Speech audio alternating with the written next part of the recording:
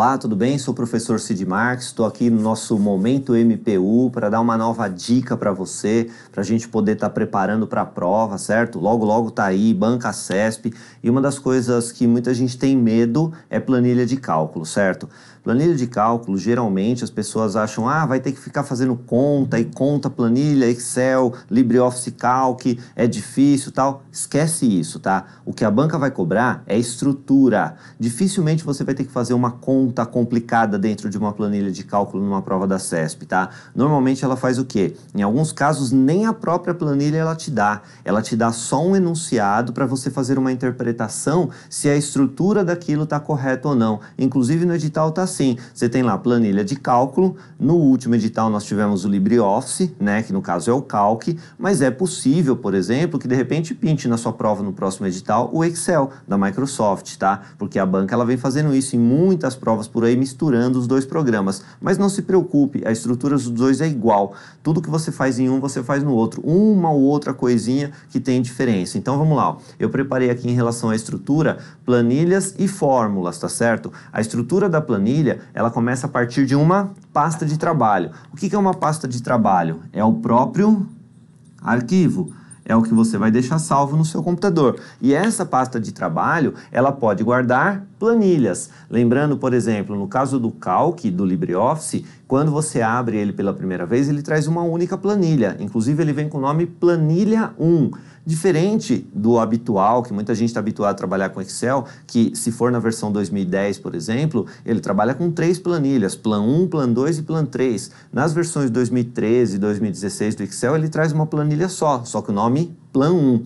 E eu posso ter quantas planilhas eu quiser até o limite de memória do computador. Enquanto ele tiver memória disponível, você pode ir incluindo novas planilhas, tá certo? Então a estrutura é que uma pasta de trabalho, que é o próprio arquivo, ele pode ter várias planilhas. E cada planilha ela é dividida em colunas e linhas. Isso é tradicional, quem já fez prova ou está fazendo, vai estar se preparando, sabe que as colunas são representadas por letras e as linhas representadas por números, que juntas formam as células. E aí a dica, hein? Anota isso daí. Célula é o menor elemento de uma planilha de cálculo, portanto ela é indivisível. E isso já caiu várias vezes em prova, tá? Que uma célula não pode ser dividida, a não ser que ela já tenha sido mesclada para depois ser dividida novamente.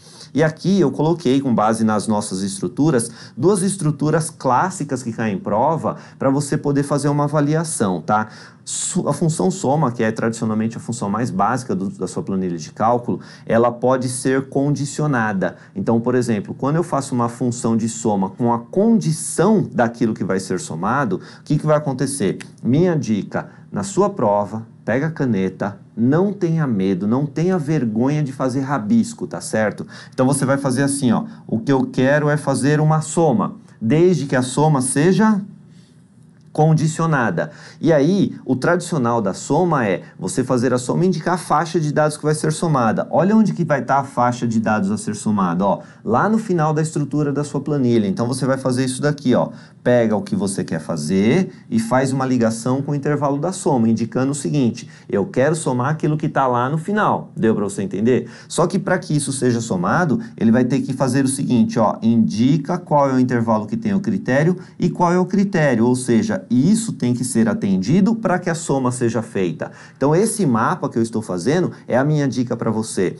Na sua prova, faça esse mapinha indicando o que você vai ter que somar e não esqueça, ó, a soma C está no singular, significa que o intervalo da soma sempre vai estar no final. E o intervalo que está aqui, ó, que é aquela faixa do A tal até o A2, por exemplo, até o A5, o que vai acontecer? Ele está indicando o intervalo do critério, como por exemplo, eu tenho uma lista de pessoas, né, João, Maria, Pedro, depois João de novo, depois Cid e assim por em diante. E lá na frente eu tenho valores, eu quero somar os valores, mas eu não quero somar de todo mundo, eu quero somar só quando for determinada pessoa. Então você fala que na faixa de cá é o critério e na faixa de cá é o intervalo da soma. Então esse é o mapa para você. Mas olha aqui para a gente fechar, ó.